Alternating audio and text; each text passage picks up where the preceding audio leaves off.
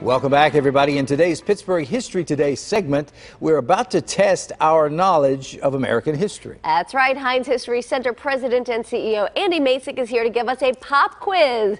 But before he tests us, there's a reason why we're doing this. Something special happening at the History Center this weekend, Andy. That's right. You know, it's Memorial Day. Yes. And Memorial Day started right after the Civil War. To honor 1868 or 70s. 1868, the Grand Army of the Republic. John Logan said, you know, we need to remember those veterans who fought for America. Of both sides. That's right. Which and they started decorating the graves of Union and Confederate dead. And they called it Decoration Day up until World War II. And then they started calling it Memorial Day. Oh, nice. But I think it's a good time for us to remember what it means to be an American and what we should all know as citizens of the United States. It's a privilege, isn't it? It's a privilege and it's a responsibility too. And this Friday we'll have about 60 new citizens swearing in at the History Center.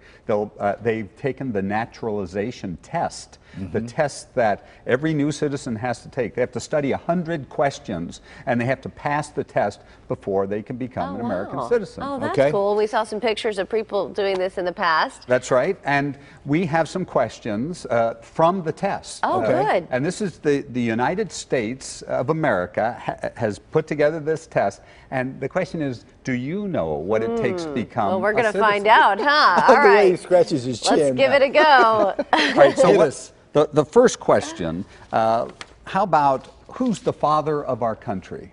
George Washington. George Washington. And he's also the father of Pittsburgh. In 1753, Yes. he came here as a 21-year-old red-haired Virginian and founded the fort at the Point. Yep. Okay, how about Benjamin Franklin? Was he ever a president? No. No. What did he do that was special? He invented electricity.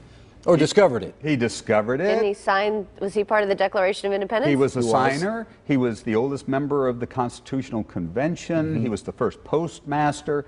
He was an inventor par excellence and a diplomat as well. Okay, you're doing pretty well. 2 out of 2. What was the cause or causes of the Civil War? Slavery. States' rights? The states' rights. Those are 2 good answers. Historians still argue about it today, but most agree that the root cause of the Civil War was slavery. But the question of states' rights and economics, competition within our country that are still facing us today.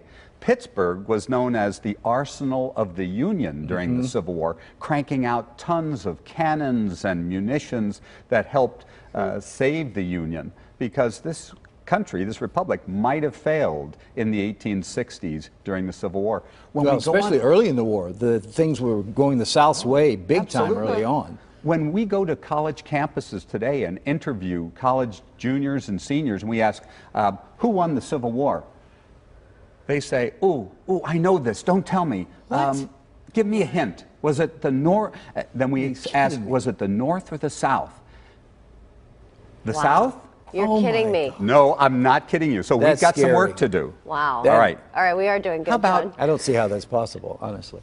there were people here on this continent before Europeans arrived, before Columbus. Of course. Can you name 1 or 2 Indian tribes? Iroquois, Delaware. Cherokee. Very good. Those are all good. Shawnees, Osage. Hurons. I don't know about the Sioux and the Cheyenne. They were Western tribes, but were they there then? They're all people who were here probably over the last 20,000 years. There were human beings on this continent. No human beings originated in the Americas. They all came from someplace else. But when Columbus arrived and when the big European migration came, they were here. There were 25 million people here in what we now know as the United States. Wow. Okay, what about that red, white, and blue? Why are there, how many stripes are there on the flag? 13. Why are there 13 stripes? 13 original states. 13 original Colonies, states, good. And how many stars are there on the flag? 50. 50. And why are there 50 stars? 50 states 50 now. states. 50 states, right. Why was I thinking 52? I'm glad you went Well, first. D.C. and... we do have some territories. Territories, right. Guam or Puerto Rico. Virgin. But there's just 50. That's right. Okay. That's right. So you've done pretty well. but I'm telling you, most Americans probably couldn't pass the citizenship test. Really? And there are questions about how many branches of government are there. Do you know how Important. many? Three. Yeah. What are they? Executive, legitive, and congressional? No, judicial. Judicial, the courts. Good. I did major in government. So. That's good. So these are the kinds of things that every American citizen is expected to know, because one of the rights we have is voting. Yes. And if you're not a citizen, you can't vote. But you need to know the basics of what makes us American. What happens, Andy, and it's a problem that's indigenous. I mean, it's in the country now, it's outside this country, but for those who come here and want to become citizens who can't read, what do we do for those people? Well, you know, can they become citizens? They can. An English requirement, or understanding enough to be able to vote and to take the test, is important. And so they do have to be able to understand English. I believe that a blind person could become a citizen. So there are provisions for people who may not be able to read for one reason or another. But the people who do become citizens, I tell you, I get proud. I get a little teary when we do the swearing-in ceremony, as we'll do at the History Center on Friday morning, because these people are becoming Americans by choice. Yeah. They weren't born Americans. They didn't have this, this privilege from the time they were born.